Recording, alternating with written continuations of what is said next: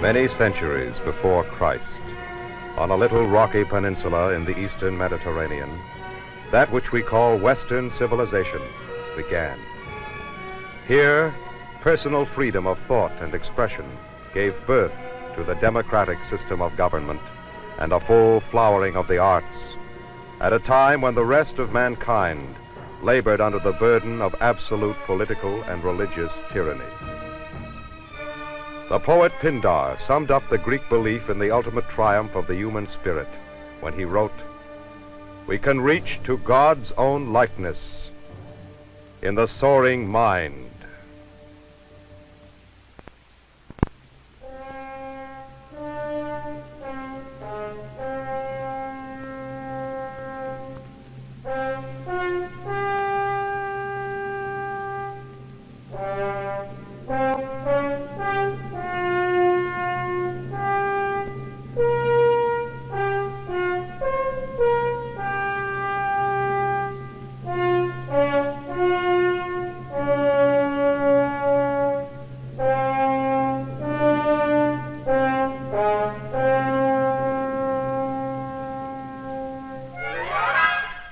In the beginning came chaos, and next, wide-bosomed earth and the deathless gods.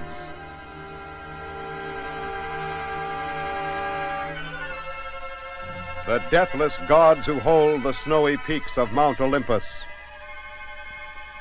The house of Zeus, the loud thunderer, is glad, and the peaks of Olympus resound.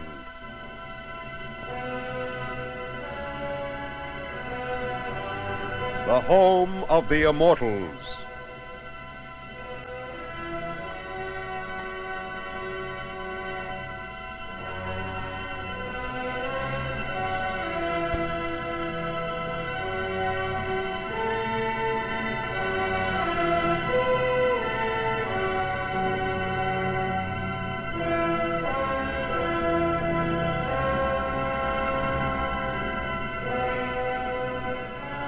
Come forth then, O clouds, reveal yourselves. Whether you be resting on the sacred summits of Olympus crowned with snow, or whether you linger in gardens of Ocean, your father, come hither, we pray. Eternal clouds, let us appear.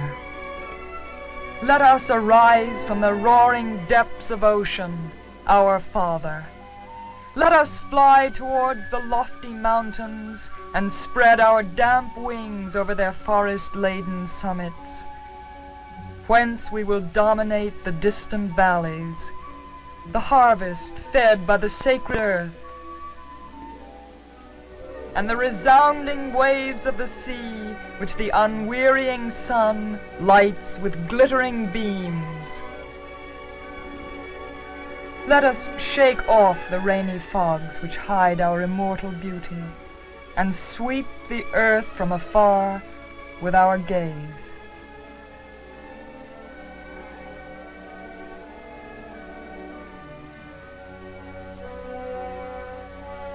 Come then.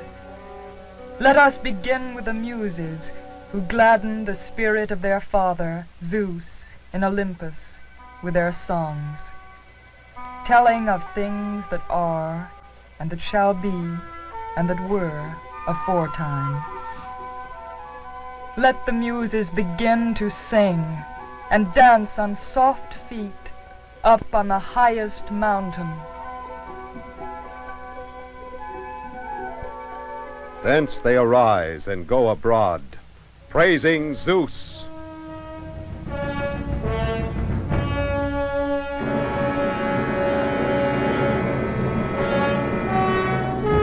Father of gods and men. How much he is the most excellent among the gods, and supreme in power.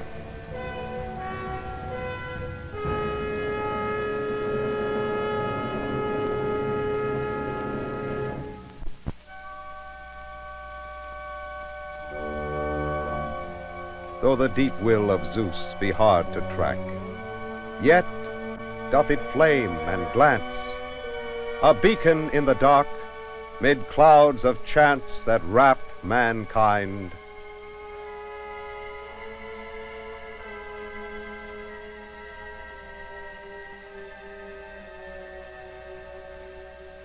O guardian Zeus, that sittest above the clouds, and rulest over wintry Dodona, from afar off, behold the glory of Olympia.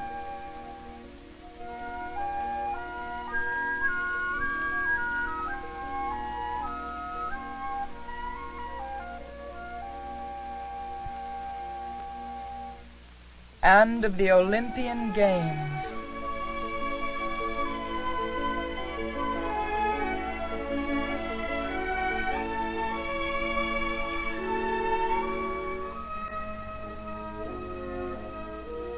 Where is striving of swift feet, and of strong bodies brave to labor. All shout to their horses,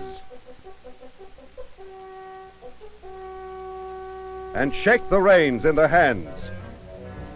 The whole course is filled with the noise of rattling chariots.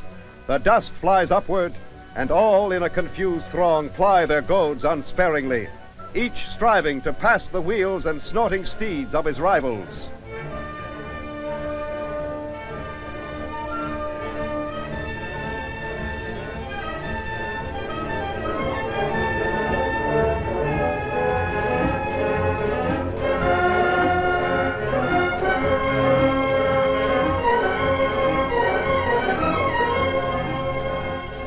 And he that overcometh hath for the sake of these games a sweet tranquility throughout his life forevermore. The far peaks sleep, the great ravines, the foothills and the streams. Asleep are trees and hived bees, the mountain beasts, and all that dark earth teems, and every bird, its wide wings folded, sleeps. The sun in his blazing chariot rides now, lighting the earth. His flames in the high air drive back the stars, and the peaks of Parnassus, where no man walks, flash back from their snows the gleam of his wheels, and light man's day. And you, O Lord Apollo, god of the silver bow, shooting now afar.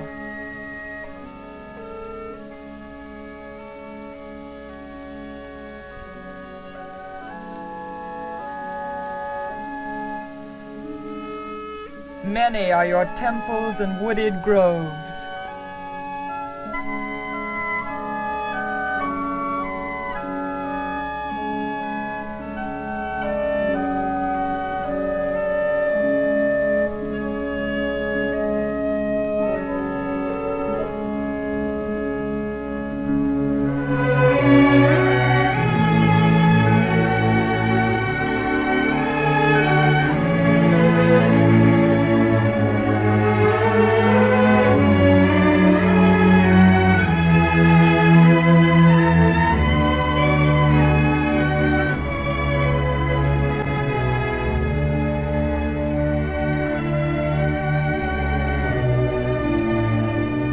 And all peaks and towering bluffs of lofty mountains are dear to you.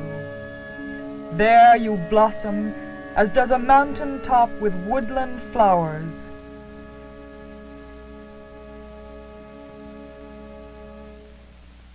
I sing how at the first you went about the earth, seeking a place of oracle for men, O far-shooting Apollo. You went speeding swiftly to the mountain ridge, and came to Delphi, beneath snowy Parnassus. A cliff hangs over it, and a hollow, rugged glade runs under.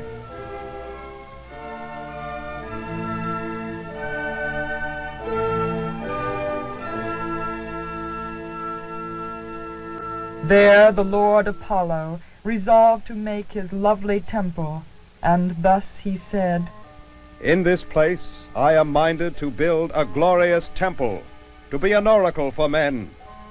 And here they will always bring perfect sacrifices, both they who dwell in rich Peloponnesus and the men of Europe, and from all the wave-washed isles, coming to question me." And the countless tribes of men built the whole temple of wrought stones, to be sung of forever. Muse, tell me the deeds of golden Aphrodite, who stirs up sweet passion in the gods and subdues the tribes of mortal men. What's life or pleasure, wanting Aphrodite, when I am cold to the golden-haired goddess, when love and love's soft gifts no more delight me? Then would I die.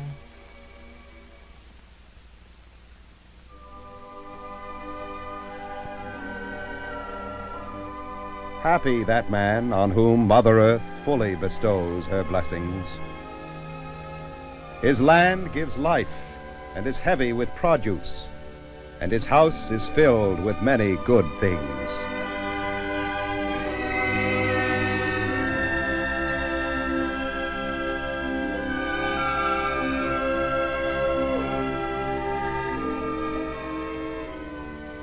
His sons exult in ever-fresh delight.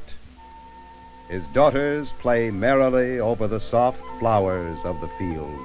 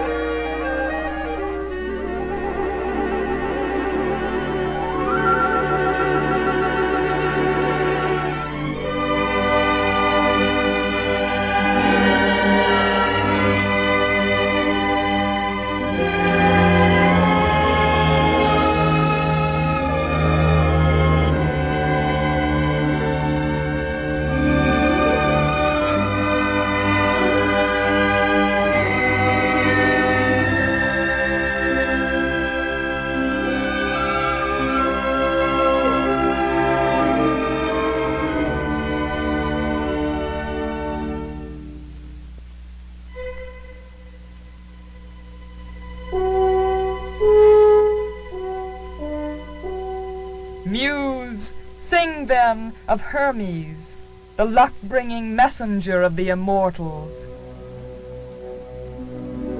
Sing then of Poseidon, the great god, who shakes the earth and tossing waters.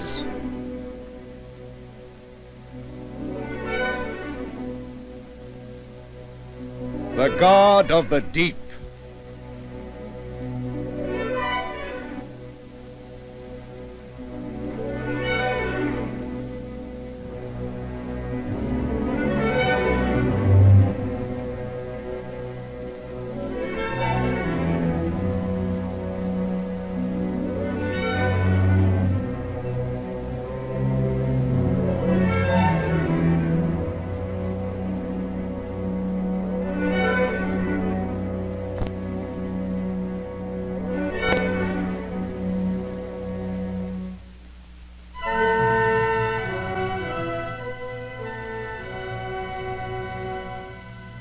Now, maidens who pour forth the rains, let us move toward Attica, the rich country of Athena, the home of the brave.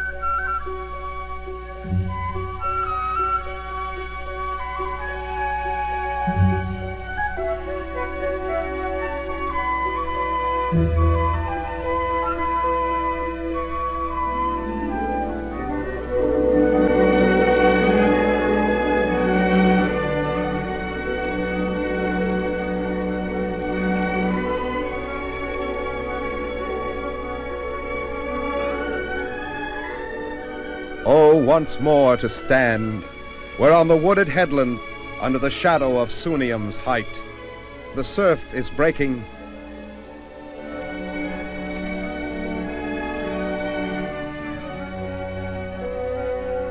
Thence could I greet from afar the divine city of Athens.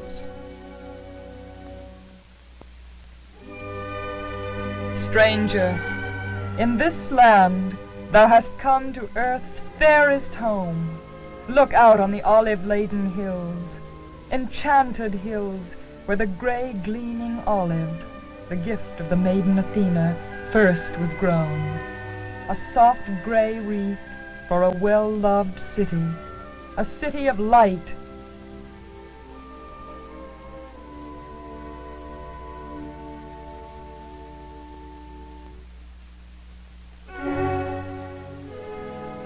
Let us visit the dear land of Athena.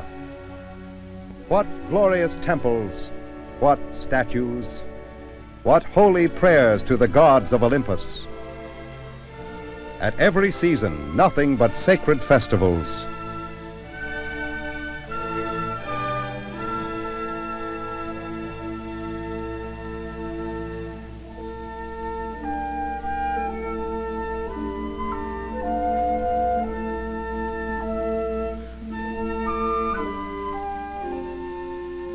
Then spring brings round again the joyous feasts of Dionysus, the harmonious contests of the choruses, the serious melodies of the flute.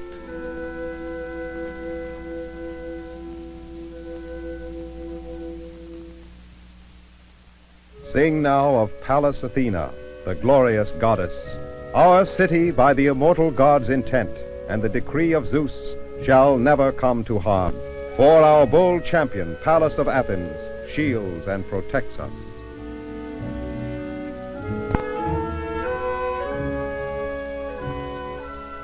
So with a forecast of good I speak this prayer for them, that the sun's bright magnificence shall break out wave on wave of all the happiness life can give across their land.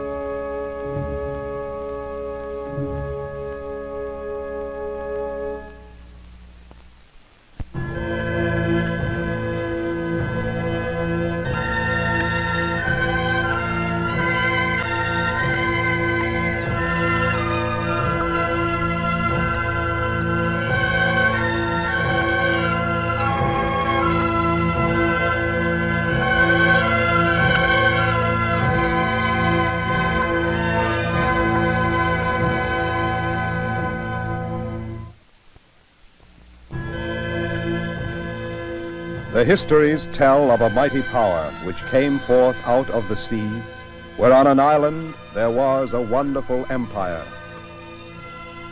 Minos, king of Crete, is the earliest of all those known to us by tradition who acquired a navy. He made himself master of a very great part of what is now called the Hellenic Sea. At the very beginning, these people built a palace, which they continue to ornament in successive generations, every king surpassing the one who went before him to the utmost of his power, until they made the building a marvel to behold for size and beauty.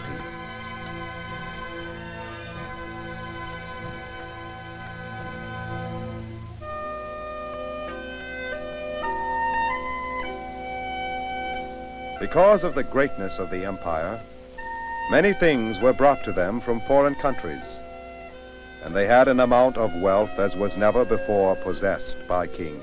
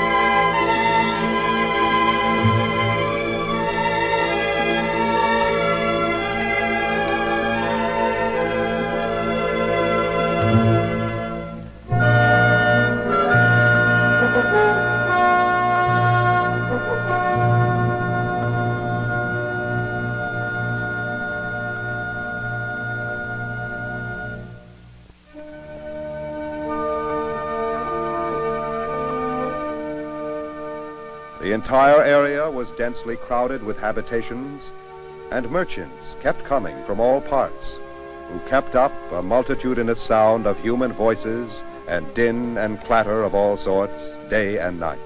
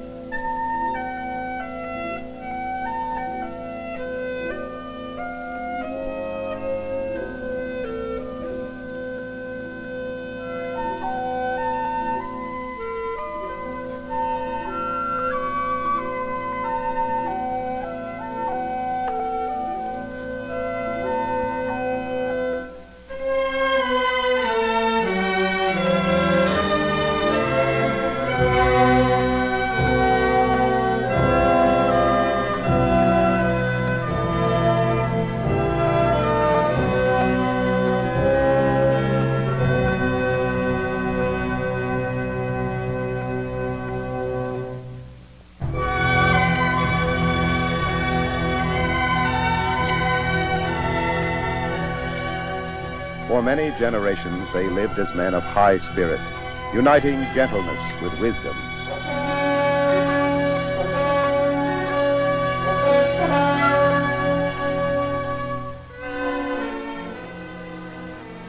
But when human nature got the upper hand, they grew full of avarice and unrighteous power.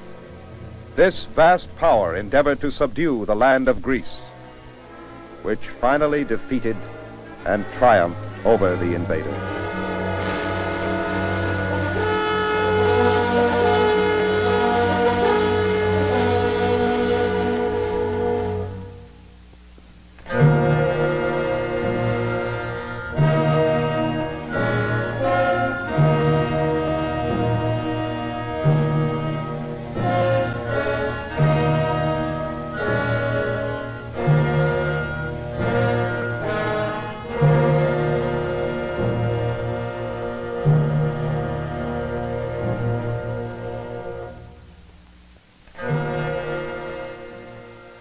Parts of the circuit wall of Mycenae are still left, including the gate, which is surmounted by lions.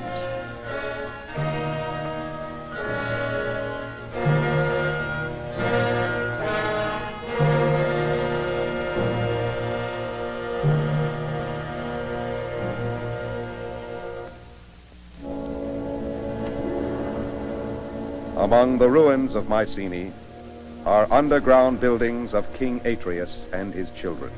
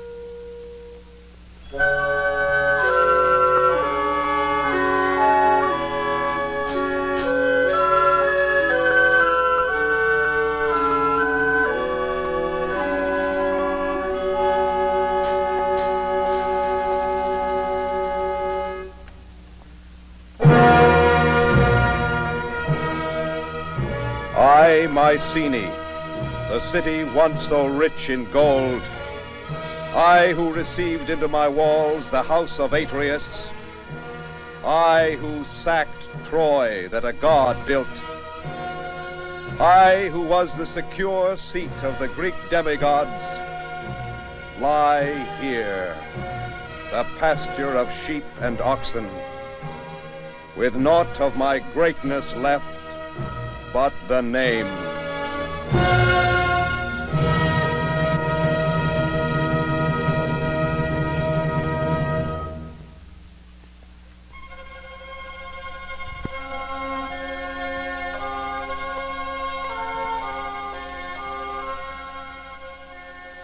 The mountains of the Athenians are Parnus.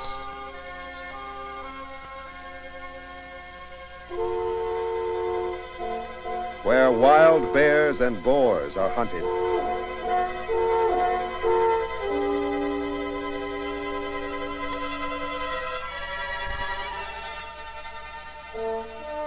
And Pentelicum.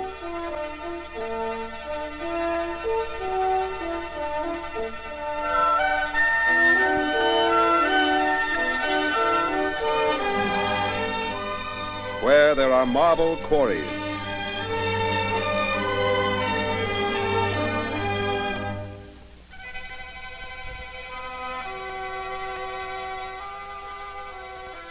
and Hymettus.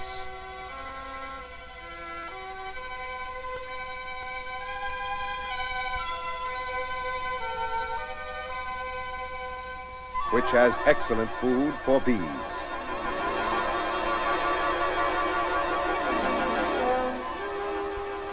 Attica, because of its thin soil, has been less disturbed than other states since the earliest times.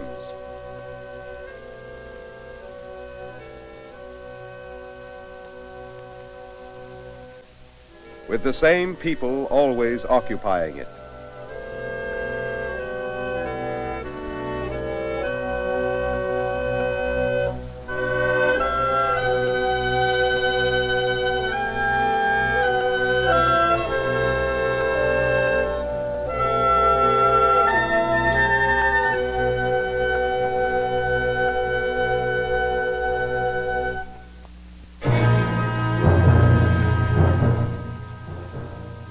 All Greeks used to wear arms because they lived in places which were unprotected and unsafe.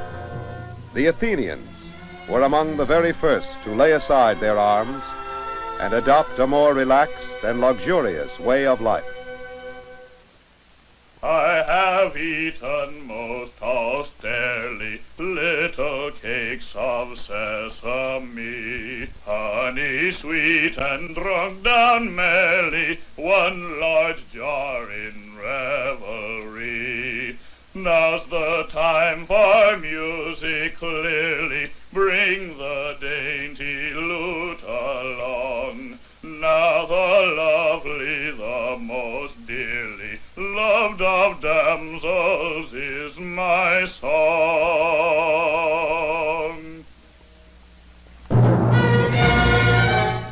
Increase in power and wealth brought all the land into the hands of a few.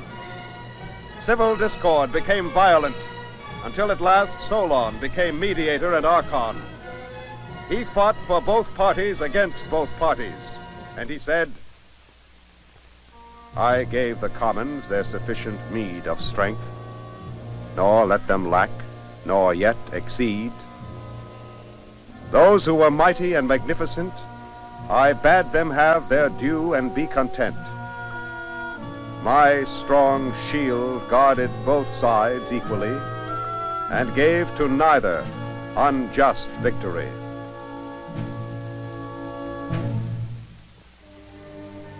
On one of his tours in the country, they say Pisistratus, the dictator, saw a man digging the soil on Mount Hymettus.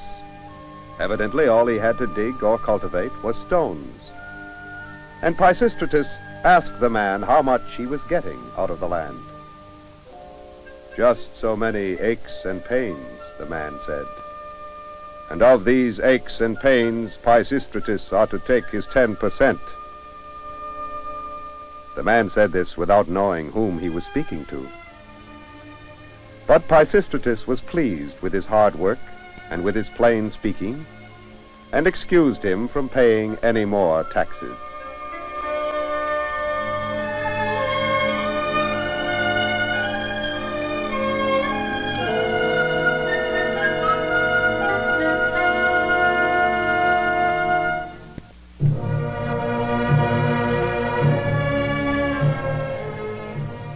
Pisistratus kept the country always in a state of peace and good order, so that it became a popular saying that life under Pisistratus was paradise on earth.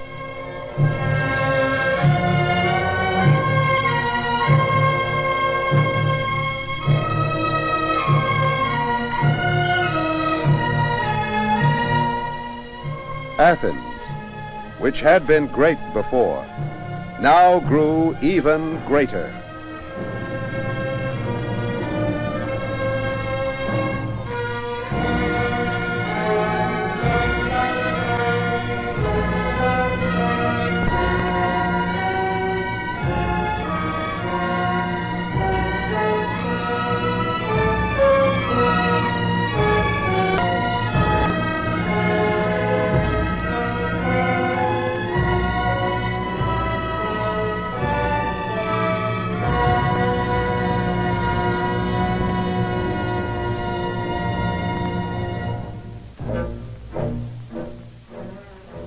Meanwhile, Darius, the king of Persia, was going about his own business, assembling a great multitude of ships and a great army, with Athens as their goal.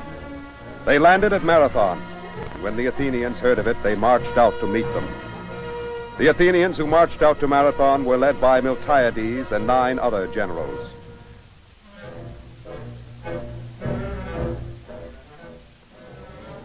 When the other generals could not agree whether to attack or retreat, Miltiades went to the commander-in-chief and pressed him, saying, "It is now in your power whether to enslave Athens or to make her free. Since there has been in Athens, its people have never been in danger so great. If we bow in submission to the Persians, our people will be handed over to the tyrants. But if our city lives through this time, she may become the greatest of cities. All depends on you."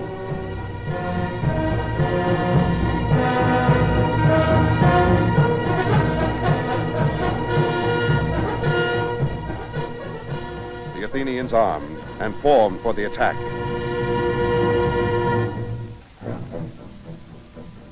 They charged the Persians at a run.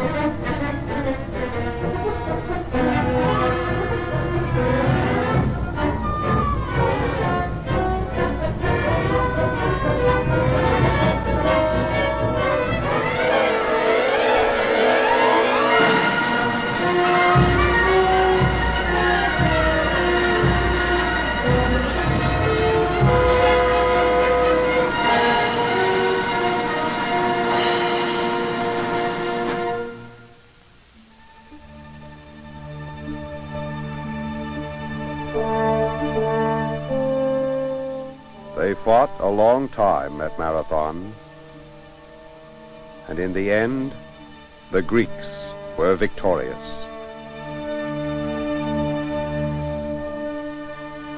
On the plain is the grave mound of the Athenians.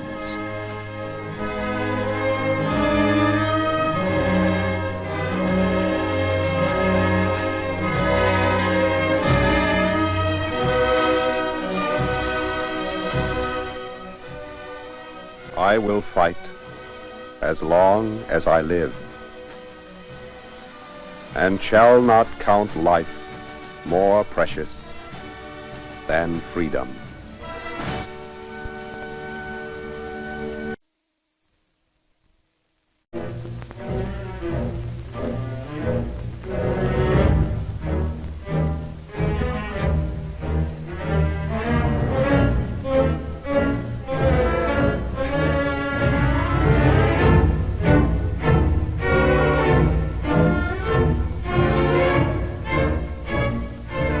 The way into Greece is narrowest in front of Thermopylae and behind it.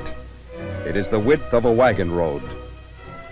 To the west rises a high mountain, inaccessible and precipitous.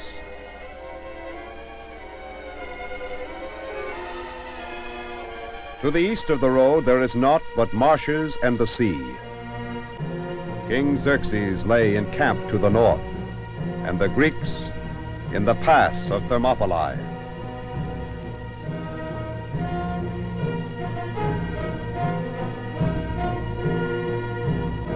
The Persians bore down upon the Greeks and charged them.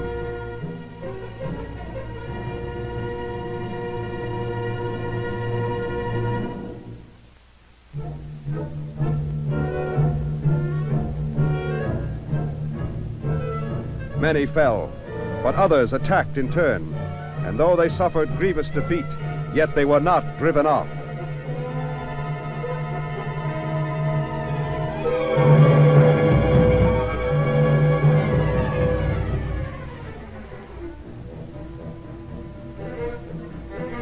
The Persians, attacking by companies and in every other fashion, could yet gain no inch of the approach. Xerxes attacked again. The Greeks, without hope now of surviving, fought even harder than they had before.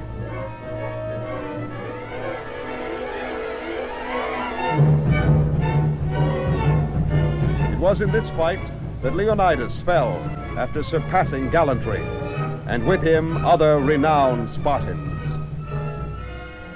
The impetuous king of the hordes of Asia, whose race is sprung from gold.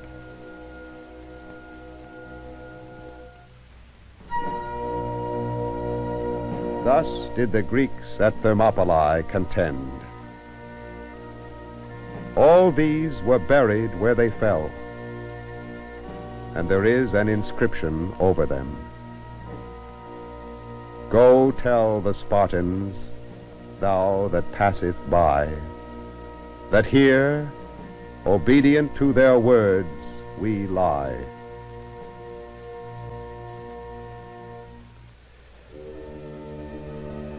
When the Greeks in the ships that came down from near Thermopylae had put in at Salamis, the rest of their fleet also heard of it and gathered in. When radiant day, drawn by her white horses, shone over the land, from the Greeks ran out a cheer like a song of triumph. On, ye sons of Hellas! Free your native land! Free your children, your wives, the temples of your fathers' gods, and the tombs of your ancestors. Now you battle for your all. The Persian ships put out to Salamis and arranged their battle line. The whole number of the ships of Greece amounted to but 300, and Xerxes, this I know, had 1,000 under his command.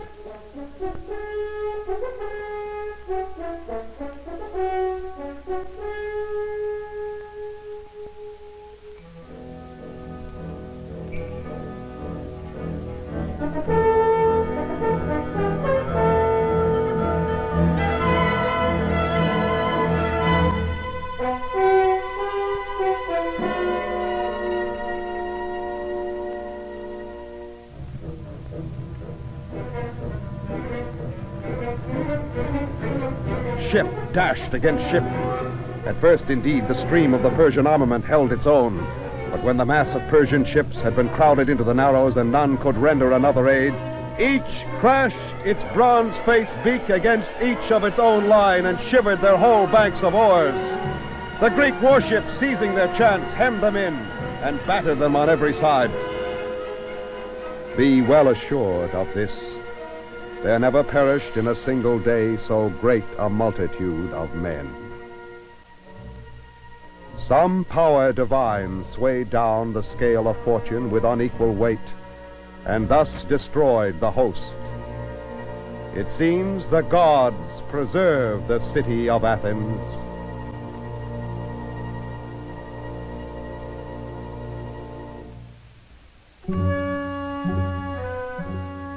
The Athenian people, when the barbarians had departed from their territory, straightway began to fetch back their wives and children, and the remnant of their household goods from where they had placed them for safety.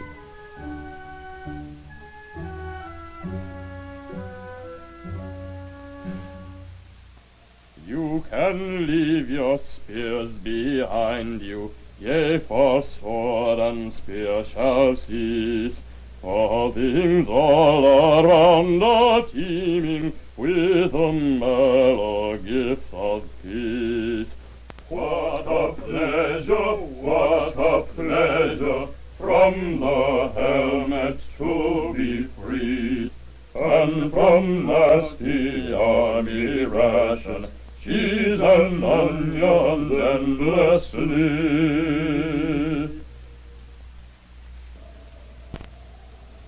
Think of all the 1,000 pleasures comrades wish to peace we owe, all of life of ease and comfort which he gave us long ago. Figs and olives, wine and myrtle, luscious fruits preserved and dried, flirting with a little slave girl when the wife is out of sight. Scenes for which our hearts are yearning, joys that we have missed so long. Comrades, here is peace returning, greet her back with dance and song.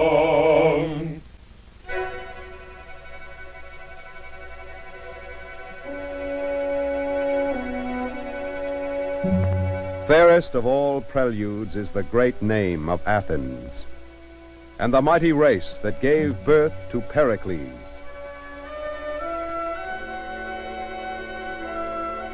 What city among all lands shall I name more glorious? And Pericles got all Athens and all affairs that pertain to the Athenians into his own hands. Their tribute, their armies, their galleys, their islands, and wide extended power. He turned Athens' aspirations toward sea power. The Constitution became even more democratic.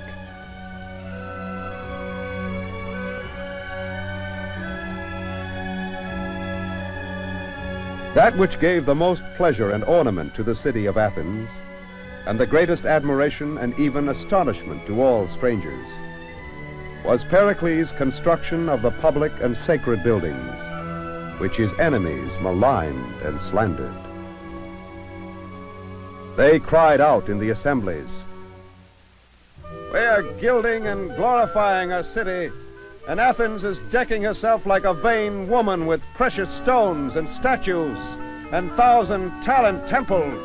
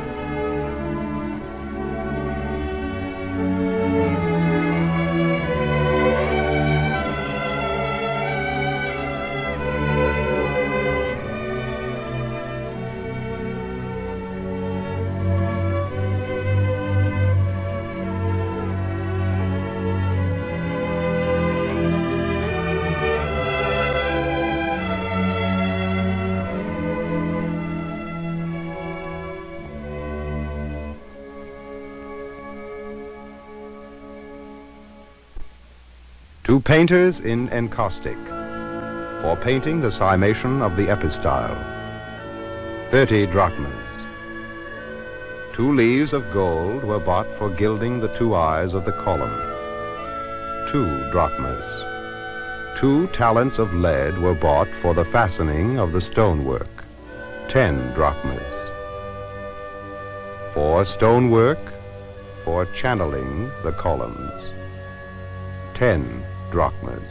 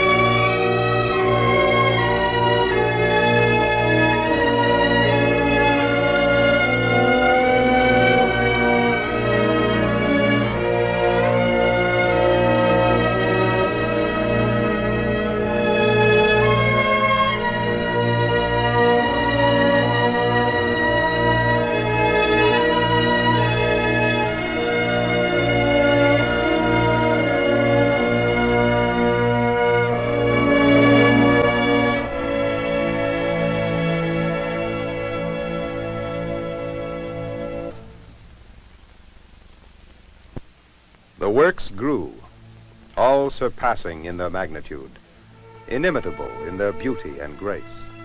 Those structures, any one of which alone should have required, one might suppose, the work of many successive generations, were all finished in the prime of one man's administration. And so we have even greater reason to wonder that the structures reared by Pericles should have been built in so short a time, and yet have been built for the ages. For though each of them, when completed, was already ancient in its beauty, yet now, though they are old, they are still fresh and new as in their pristine glory. Time has left no stain upon them. A kind of newness sheds its bloom around them, preserving them untarnished by the ages, as if they were possessed of a spirit that can never fade, and a soul that never grows old.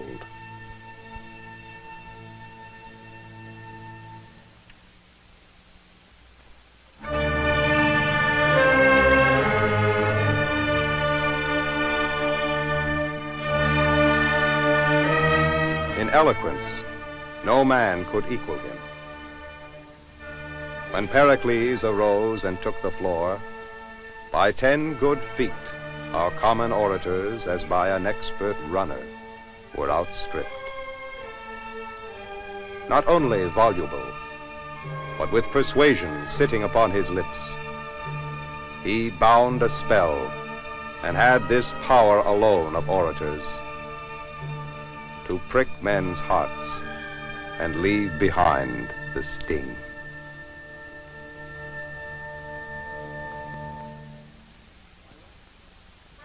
I will speak first of our ancestors, for it is right and seemly that on an occasion like this, a tribute should be paid to their memory. There has never been a time when they did not inhabit this land, which by their valor they have handed down from generation to generation, and we have received from them a free state.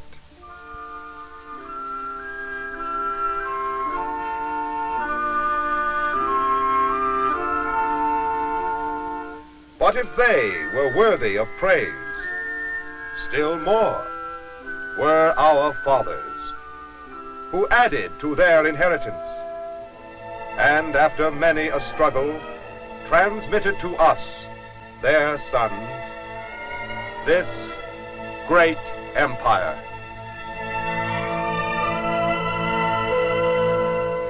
We ourselves assembled here today, who are still most of us in the vigor of life, have carried the work of improvement further and have richly endowed our city with all things, so that she is sufficient for herself, both in peace and war.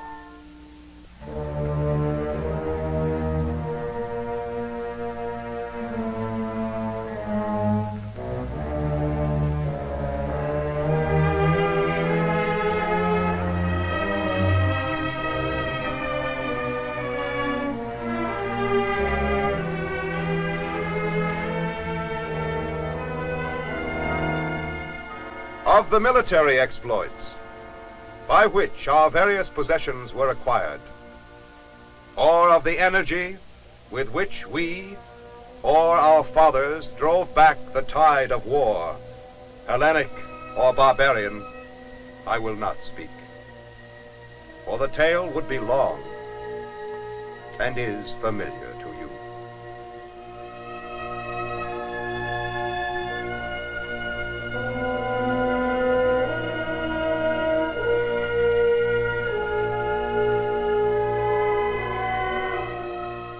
Our form of government does not enter into rivalry with the institutions of others.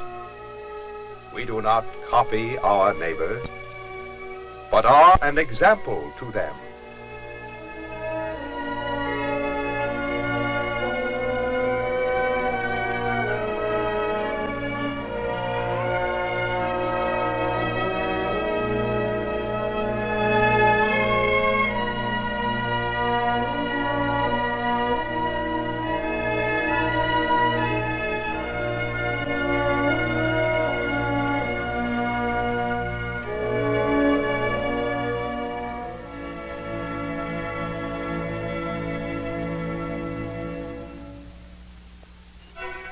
It is true that we are a democracy, for the administration is in the hands of the many and not of the few. But while the law secures equal justice to all alike in their private disputes, the claim of excellence is also recognized, and when a citizen is in any way distinguished, he is preferred to the public service, not as a matter of privilege, but as the reward of merit. Neither is poverty a bar, but a man may benefit his country, whatever be the obscurity of his position. There is no exclusiveness in our public life, and we are not suspicious of one another, nor angry with our neighbor if he does what he likes. We do not put on sour looks at him, which, though harmless, are not pleasant. We are prevented from doing wrong by respect for the authorities and for the laws, having an especial regard for those unwritten laws which bring upon the transgressor of them the probation of the general sentiment.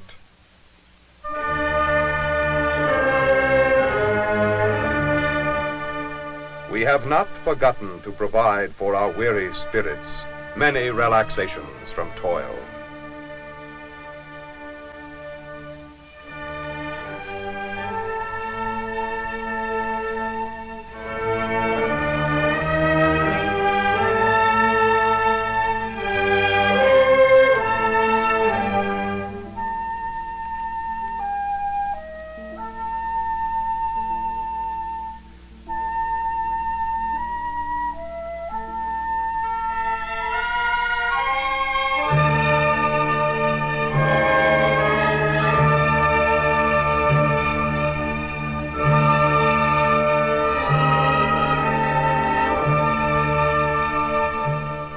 We have regular games and sacrifices throughout the year.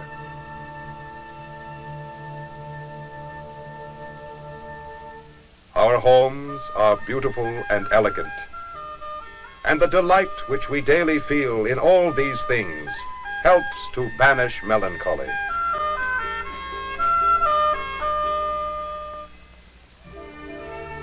Because of the greatness of our city, the fruits of the whole earth flow in upon us, so that we enjoy the goods of other countries as freely as of our own.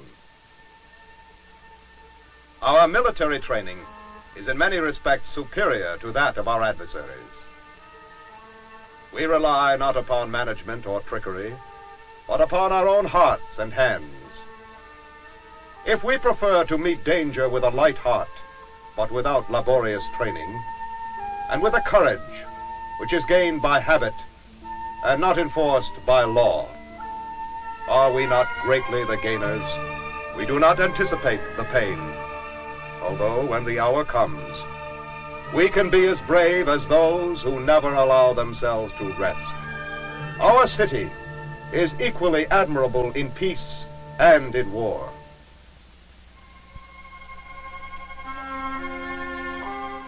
We are lovers of the beautiful, yet simple in our tastes, and we cultivate the mind without loss of manliness.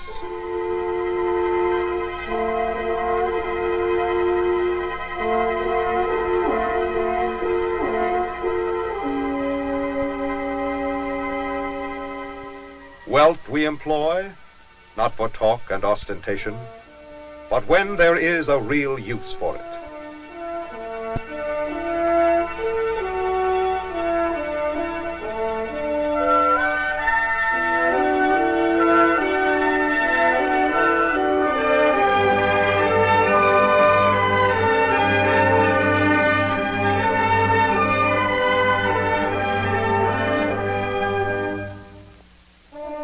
An Athenian citizen does not neglect the state because he takes care of his own household. And even those of us who are engaged in business have a very fair idea of politics.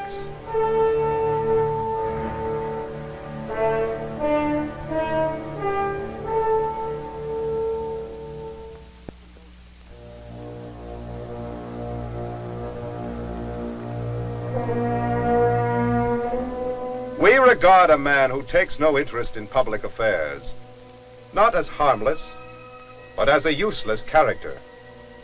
And if few of us are originators, we are all sound judges of a policy.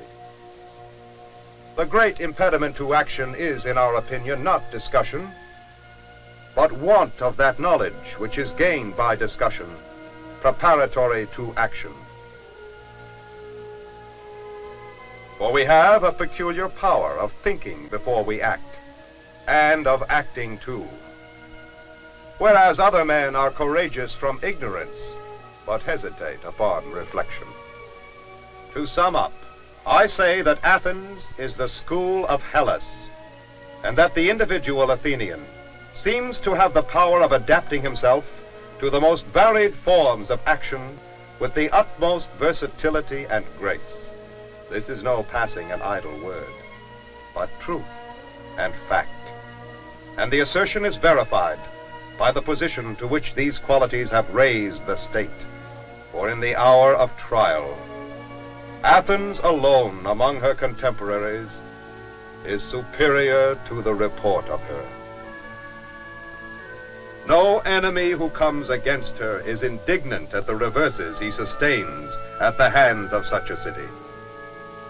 No subject complains that his masters are unworthy of him. Let us draw strength from the busy spectacle of our great city's life, as we have it before us day by day, falling in love with her as we see her, and remembering that all this greatness she owes to men with the warrior's courage, the wise man's understanding of duty, and the good man's self-discipline in its performance. And we shall assuredly not be without witnesses. There are mighty monuments of our power which will make us the wonder of this and of succeeding ages. We shall not need the praises of Homer or of any other poet. For the whole earth is the sepulchre of famous men, and their story is graven not only on stone over their native earth, but lives on far away, without visible symbol, woven into the stuff of other men's lives.